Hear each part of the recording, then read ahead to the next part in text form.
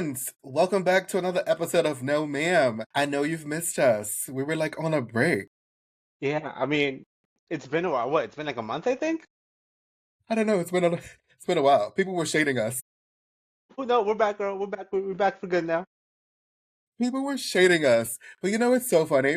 It's because like when it was so weird not filming, like having a little break. It was Hmm. like, what do you do? Yeah, no, it was definitely weird. Like even sitting here and I'm like, oh right, like how do I get back into this? I know it is so weird, but a lot of things has happened. Hmm. Obviously, we last week was the season finale of The Traitors. So Hmm. we're gonna recap that, and then it was a reunion of the traders. So I mean, we kind of figured, like, if you've been watching and listening to our trader recaps, then you already know that we, after Candace left, we said Rob is winning. Like Yeah, we've said that. I think everybody knew after Candace got banished, Rob was winning. It was and no once Farrah shocker, was in the finale, it was right? handed to Rob. She's a fool. But we'll go into Who? greater detail Who? about that episode, like for our traders recap. And then, we haven't recapped Drag Race. And so we're going to do that this week as well. We have to catch up on our, fantasy draft. Hmm. And it's funny because in the beginning, I was winning. And then now Joanne's winning. Joanne's beating me by a couple of points. Literally, it's neck and neck. So we shall see how this turns out. Yes, yes. I feel like we're gonna be like really, really close with the points by the end. I think so. I think how this season is going, and we'll go into more detail when we recap it, but I think how this season is going, yes, we're going to be really close because the queens I thought was going to go far, they kind of got eliminated in the beginning of the season. Obviously, Vita, like I expected her to go farther than what she did. And then the queens who I was not expecting, i.e. Discord, chronically safe. So I don't know. I See, don't know. that's me It's a for lot. Darlene. I thought Darlene was gonna go in there and eat, and now she's kind of just there. Yeah, right? So it's very Actually, interesting. now that we're talking about season 18, Jane has been under a lot of like discourse lately because of something she said. She said there are no superstars on season 18. Do you agree with that? Okay. So, you know how I love Plain? I Mm-hmm. think in the context of what Plain is saying, because Plain is I'm not a Plain Jane apologist, but I understand what she meant. And now I don't want to take away from what the queens are doing because I think all the queens are good in their own right. I think what Plain was saying or insinuating is that there's no polarizing personalities on season 18. And to me, if I put it that way, I agree with Plain. I wouldn't go to the far of being shady and saying there's no stars. I think all of them are stars, but I wouldn't say there's no polarizing personalities. There's no one on that season that I'm just like, oh my gosh, I hate them, or oh my god, I love them so much. Because on season 17, yes, I had a response to Corey King.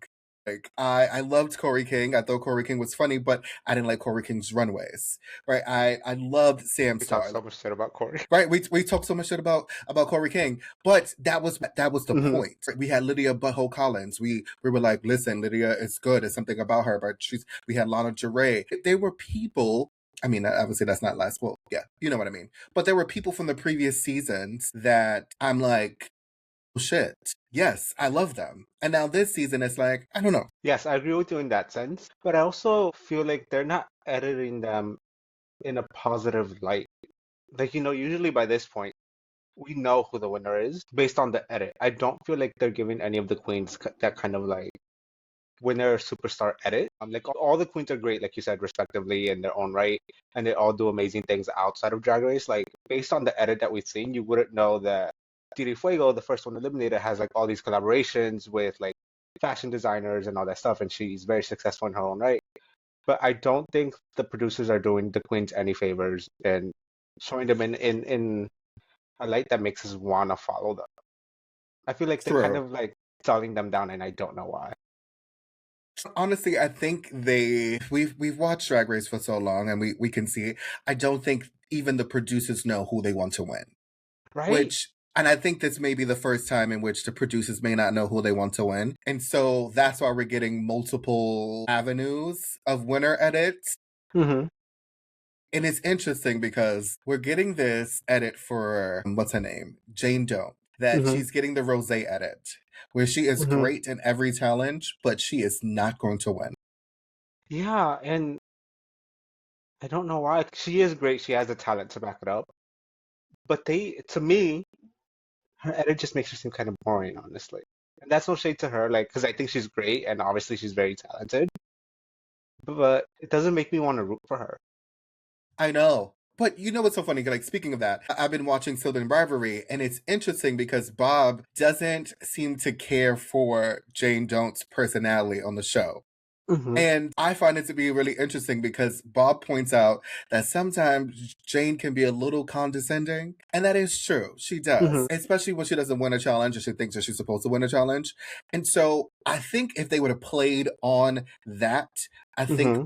we would have a star. And, you know, Jane don't. I think so because we're used to the stars of like Bosco and Irene the Alien coming Hmm. from Seattle and being that and playing that up. I think that was good. I was expecting Athena to be a star in terms of just like having a really bitchy, maybe cunty personality. I would Hmm. have lived for that. We could probably had Briar, but she got eliminated early. So maybe she would have been the villain. Like I need someone to make me either root for them or make me like shade them all the time. And I'm not getting neither one of them. Yeah, definitely not at all. Like none of these queens. There's no real drama this season, honestly. Like there's No, and no I need the villain. drama. I know. The closest we got was that argument with Lush, and even that wasn't like anything crazy I love how you said the argument with Blush and her name is with Briar. Briar. Briar Blush. Yeah, you know the argument with Blush. Her. That Girl, you know what I girl. meant.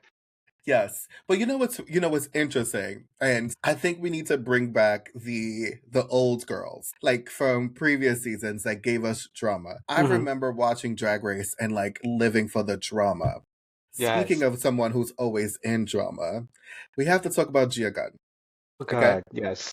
So Gia Gunn, it's because I literally was scrolling on like Twitter today and I saw Gia Gunn's response to Naisha. So in context, Naisha at Roscoe's said, like, I guess responded to Gia's comment about Batty, right? So everybody knows that Batty is a trans woman. Like, I mean, it's not that hard to know that Batty is a trans queen. Like she's said that so many times. You have to be living on a rock to not know that Batty is trans. But apparently Gia didn't. And so Gia made a response or made a comment about Batty, insinuating that she was a man. And so, right, what and there's a couple of things in which I do want to address here. One is I do appreciate Nisha coming to the rescue of Batty, and I thought that was great because that's her sister. They do Roscoe's together. I think that's great. The other hand is I don't think that Nisha gave Batty an opportunity to explain her side and how she felt, and she took it over as if it was her problem and not give Batty like her way to respond to it. Yeah, so that's actually what I was gonna bring up. It's she kind of put the spotlight on herself more than Batty. Like you could tell in the video that Batty wanted to say something, but no, Naisha had to get her word in before Batty could say anything. So I feel like she kind of took away from that moment where it could have really been, it should have been Batty kind of leading the. Yeah, I think it could have been a teachable moment between Batty and Gia. I Mhm. think that could have been just a lesson between those two that, not always time like I and I think it goes back to a greater conversation in which we police people's transness or people's like gender identity based on how we perceive them to look. Like Mhm. we think that, oh, if you're a trans man, then you have to look a certain way. And if you're a trans woman, you have to look a certain way. And then we negate everybody else's transness. Like there's no right or wrong way to be trans. So Exactly. when in Gia's response, when she was like, well, I didn't know because I didn't see it. It's like, but who gave you the right to police somebody else's transness? Well, listen, Miss Gia has always been, very opinionated and stern and firm in her beliefs of what femininity is or what she perceives it to be. Even on her season, she came in being like, I don't like butch queens, I don't like funny queens, blah blah blah blah. So I'm not surprised by that, but I think she's absolutely wrong to kind of say that about Batty Correct. It's the because same. trans looks different for everyone. Right. It's the same thing as we're like, oh my gosh, from Vulgar. Hmm. I gotta jump on the Vulgar podcast train, right? And when the two girls said, "Oh, well, beater queens are lazy," I'm like, Hmm. and that's not drag. And if you have a beard, then you're not in drag. Who's to say, like, drag is for everybody? Drag is subjective. I don't know. And art, drag is art. Art is subjective, and I don't understand why there's people who police what they feel drag should be, and that's the opposite of what drag is. Yeah, and if you don't like somebody's particular take on drag or the way they present themselves if they identify as trans, like you don't have to say anything.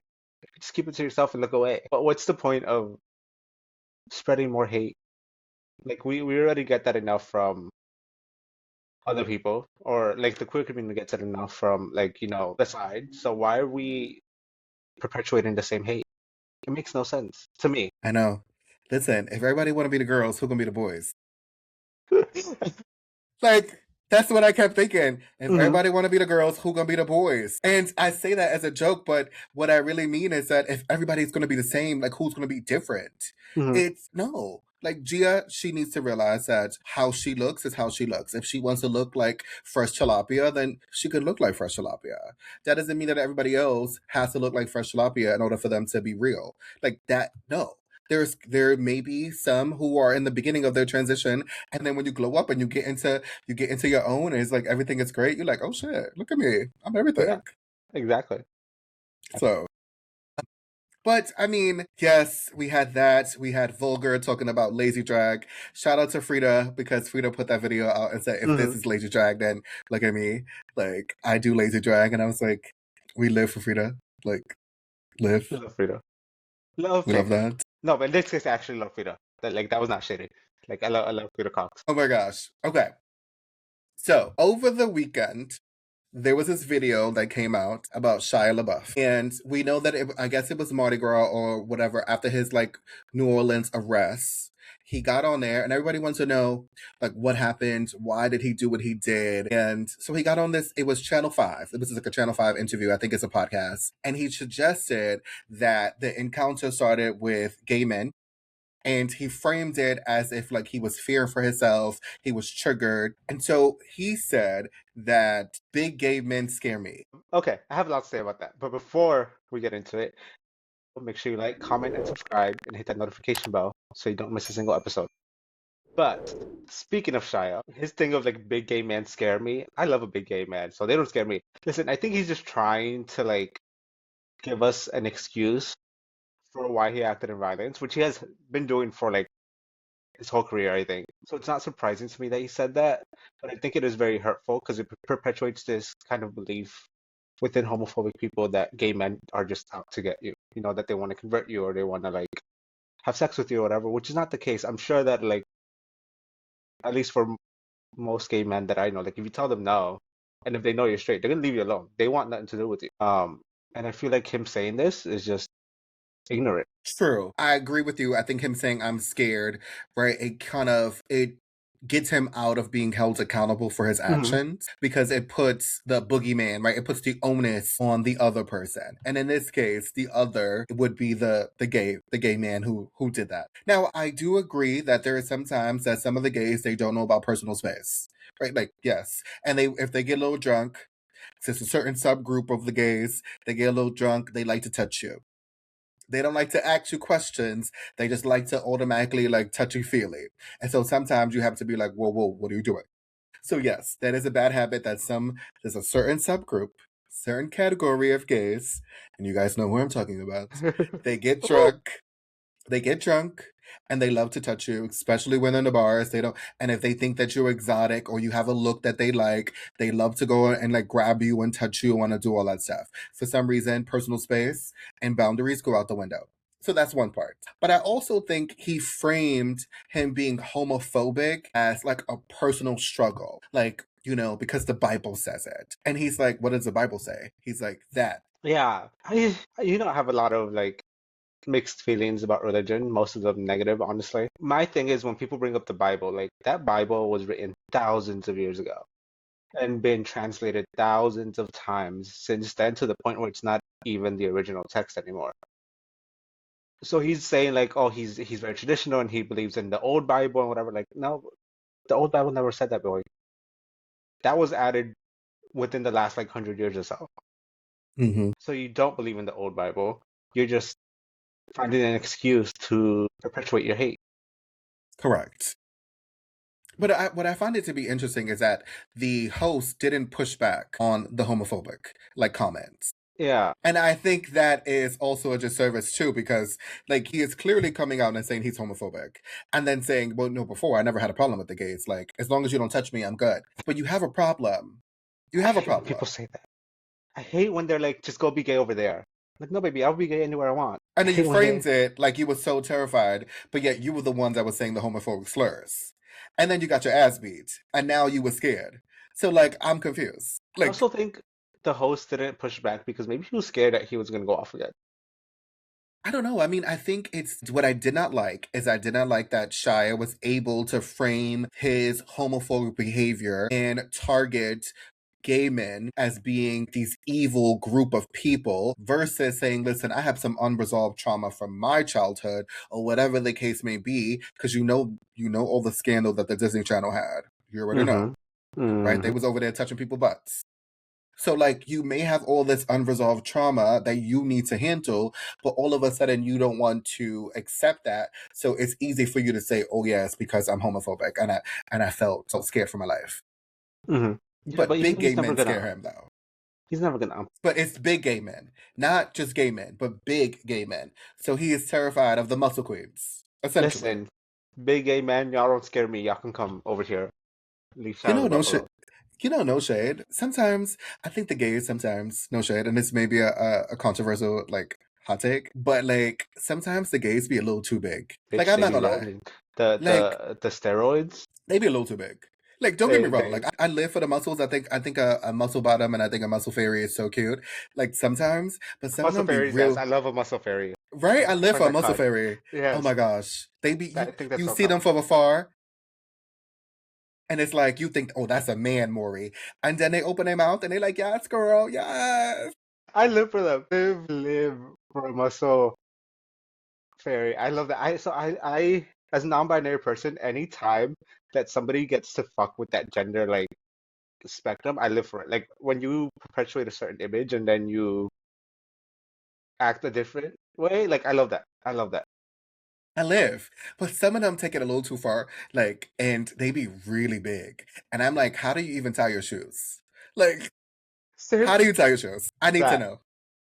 that Like, they be having the tiniest t-shirts and those shoulders be so big. And I'm like, you feel like to me, you look like you so uncomfortable, but you probably love this. But you look so uncomfortable because you're so big. And I'm like, you're really muscular, like you're really big. It's a little intimidating. So I could understand why he was like big gay men scare him because some of them can be a little intimidating. I understand. I guess. Yes. Yeah. Until they open their mouth. And then it's not intimidating. That part. That part. You're like, oh, you're just a soft. Hey, it's like, oh, like Yeah. we live for those. Yes. No, but I mean, I think he needs to realize that queer people are not like a jump scare soundtrack. Like, no. He needs to grow the fuck up. Like, it's not, he can't just like blame it on like the gays touched him and now all of a sudden he feared for his life. Come on now. You are a celebrity. You have to hold yourself in a higher standard. And I don't know. Maybe he needs to go back and play holes. No, I don't want another one of those. He's done. He can just, I don't know, disappear, honestly. It's not the first time something like this has happened with him. It won't be the last. Now, speaking of the gays doing questionable things, there is always a certain subgroup of gays that they love going to Mexico all at the Huh? same time. And we know why they go to Mexico, and they all go to Mexico, and they all look alike. No shade. And it's another controversial hot take, but I'm gonna say all this shit today because I don't give a fuck. Right? But they all look alike. They all the same kind of gay. If you know, you know. You know what gays I'm talking about, y'all. I don't have to say it because you already know what I'm talking I'll about. say it. It's But the they white all turkey case. Yes, and they all run to Mexico. Puerto Vallarta. Yeah. And yes, right? And so they always run to Mexico in certain groups, in certain cities, and for doing certain things. But yet they'd be the first ones to vote against, their own self-interest. But, that's a conversation for a different day. They love, Taco Tuesday, but yet they'll vote for the Vote to get orange rid of man in us. office, right? All that. And so that's what happened. So obviously we heard about the cartel and the gays that were stuck in Mexico. A part of me felt really bad for them because I'm like, well, that's traumatizing because you have all this stuff that's happening around you and you don't know, like the food ran out, quote unquote. I'm put that in quotes because some people had different experiences. Some people were in hotels and they were fine, and the hotel employees took care of them. Other people were on the outskirts and they said they had no water, they had no food. So it depends on the situation that you were in. So now there was a lot of, chaos, and that's what happens when shit goes down. I don't like this running to Mexico because to me, it feels like appropriation because you're doing this and you're not really giving back to the community. It's more of like, I'm just taking everything from them. Yes, I would say there's a lot of that going on in Mexico where people from the US go and they either move there or they spend a long time over there. Um, and they essentially kind of take over, which is really problematic for the locals because, they're raising property taxes, they're raising value and everything. And it's forcing those businesses into catering towards Americans, towards white people. And they start to lose their identity. They start to raise prices. They're really, honestly, them going over there is more damaging than helpful because they're damaging the local communities. But also, I saw a lot of gays online complaining about like, oh, they're ruining Mexico, we can't go there anymore, blah blah blah blah blah. Cartels this, cartels that. Like, baby, I think you forget where you get your little party favors from. I think you forget why they exist. People love to blame Mexico and be like, oh, there's a lot of corruption and the government and the cartels and everything. A lot of that stems from colonialism. Mexico has only been like really independent for a little bit over 100 years, which is not very long in terms of like history. Like they have always been colonized by someone. They have always had their resources taken by other countries, and then they were just left alone. So it takes a while to recover from that, but it also leads to a lot of criminal activity, which is what has happened in the case Mm-hmm. of Mexico. There's all these cartels, and most of those drugs are, let's be real, coming here, being used a lot of it by the LGBTQIA community. So we don't get to, or they don't get to do that and then demonize them for having that activity happen over there because you're part of the reason it's happening. And I'll be honest, all the guns that they have are coming from the US anyway. True. I mean, history has told us we've supplied them for that. Yeah. Where I have a problem is the point that you said, well, they're making Mexico bad, right? Like, oh, Mexico is dangerous now. And I don't know. To me, it's just entitlement because I'm seeing them and they're complaining and I'm like, but you didn't have to go there. That. And they're making it about themselves, but like completely erasing the locals who are also going through it and who don't have the ability to escape like they do. That they live there. Right. And I'm like, they couldn't go home either. So it's not like, yeah, it may be an inconvenience for you because you're in your hotel, but the staff, they couldn't go home either because the roads were blocked. Hmm. So they're being inconvenienced as well, but that they have the mindset that, oh, I'm still going to be hospitable because you're a guest in my country. Hmm. So you're a guest in this hotel, so I'm going to make sure that we take care of you. And then I'm seeing, and it's funny because I'm seeing a whole bunch of white people, not just the gays, but just like the tourists that was there, and they're robbing the stores. And I'm like, what are you doing? That I actually wanted to bring that up. I saw one in particular of these like two older white men like stealing water and I forgot what else from a local like grocery store. I think it was a gas station maybe. But this is the same, like they like if it were to be the opposite way and a Mexican had done that in the US, that would have been all over the place. There would have been so much villainizing and so much hate. They would have been deported and everything. But they just laughed it off, which pissed Hmm. me off. Yeah, because they felt like they could. And I Hmm. think that's the problem. It's this level of like, this is being done to me. So you owe me something. And it's like, these people don't owe you anything. No, they're not the reason you're stuck there. But if the roles were reversed, you would have a problem if it was done to you. You see people are standing in line and you are skipping everybody because you felt like you could. And because you deserve more water than the person who was in front of you. Like, we all suffering.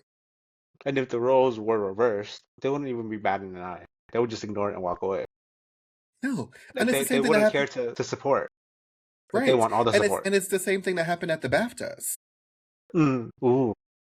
Like, it's the same thing that happened at the BAFTAs. Like, you have Michael B. Jordan and Delroy Lindo standing up there, and you have, I guess, he was in like an audience member, and he had Tourette's, and then he was shouting out racial epithets, and so he happened to shout out the N word, and they left it in there.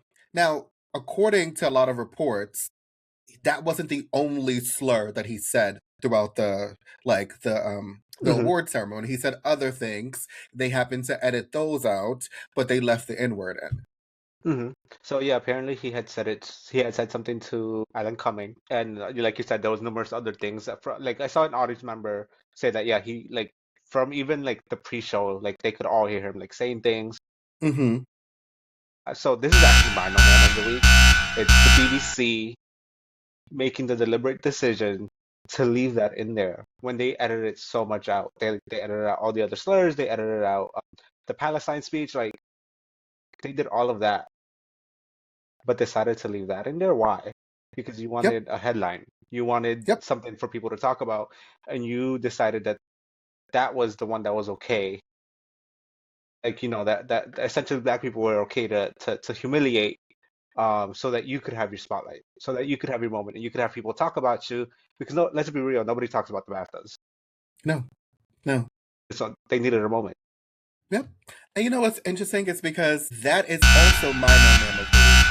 But I took it in a different direction. My no ma'am of the week is the fact that there was a subgroup on Twitter that was saying, oh, black people should get over it because he has hmm a disability. He has Tourette's. Where I have a problem is that yes, Tourette's is a serious condition. Yes, no one is taking away from the fact that he is unable to control himself. What I have a problem is you are policing how black people feel about what he said. hmm Like, that's my issue. It's one thing for him to have Tourette's and he said, bitch, motherfucker, what, whatever. Okay, we understand that he cannot control himself. But for him to say a racial slur and then we can now not respond or feel a certain way because he has a disability. Both can be true at the same time. And then we got a half-ass apology from the BAFTAs.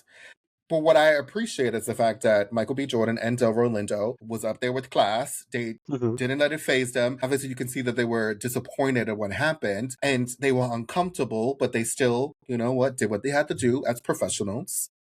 And the amount of response that the black community was rallying around them made the BAFTAs put out a statement, half-ass, I might add, that, oh, we're sorry. But I look at it like this. If it wasn't the first time that this guy was yelling out and blurting out things, that should have been your cue to say hi. Maybe we need to take him and put him in another room. Or maybe we need to escort him, remove him from the situation because it's maybe overstimulating for him. Why we couldn't do that? But we stood there and we allowed him to say all these slurs and then blame it on the fact that he has Tourette's. Like, I didn't think that was fair to no one, actually. Yes, yeah. I mean, like I get why he was there. Like they had this whole movie about him. He won an award, whatever. He's done a lot for the Tourette community and kind of setting a spotlight on them. But I do agree with you that like if it had reached a certain point, they could have had that conversation and been like, hey, it's very offensive, it's a little distracting or very distracting. Maybe it's time, we put you in the back a little bit, or we separate you, because there was no need for all of that to happen. And there was an even lesser need for them to air it. And it goes back to how you view black folks.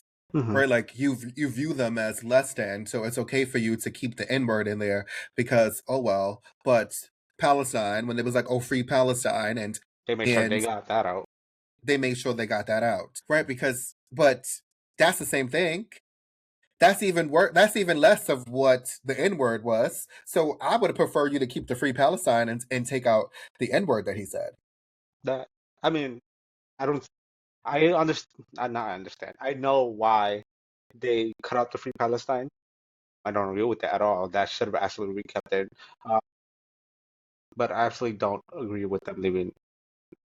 And I saw some people online saying that like, oh, if they had it out, then they would have gotten hate because they would have been hiding racism or whatever.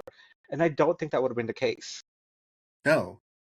I think it's more racist to keep it in. Yes, that. Like, I think people fail to realize it's more racist to keep it in. If you edited out the N-word and nobody knew that he said the N-word except for the people that was there, and it never got to air, nobody would have had a problem with that. Mm-mm. Like, I don't know why people do this. Like, it's just weird. And, but on a lighter note, we got to see that Mistress got pushed. I'm sorry for laughing. The video is so funny. When you text me, it was like, did you see the video of Mistress? And I was like, is that Mistress? She was like, yeah. And I had no idea because you had no idea that was Mistress. I had no idea that was Mistress.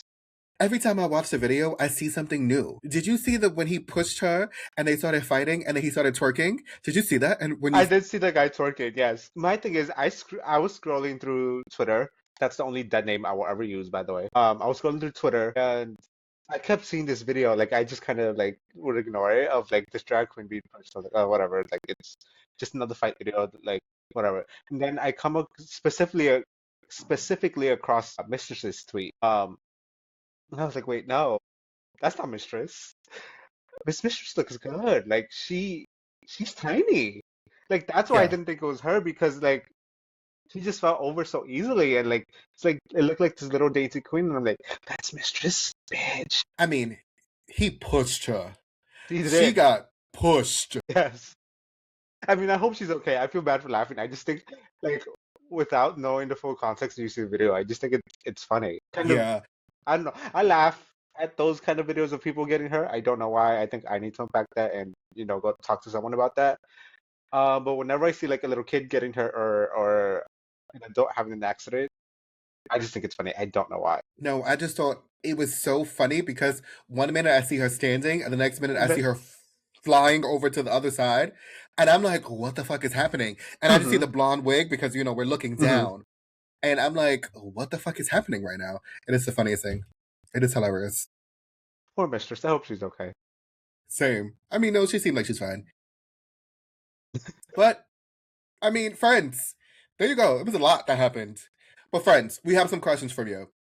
Do you think fear is ever an excuse for homophobia? That's the first question. Second one is, why do you think Mexico becomes the default escape plan for so many Americans, especially the white gays?